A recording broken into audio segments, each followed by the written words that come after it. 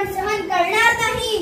माझ्या बांधवांनो, संघर्ष हा कठीण असला तरी विजय निश्चितच आहे। अहिंसेच्या मार्गाने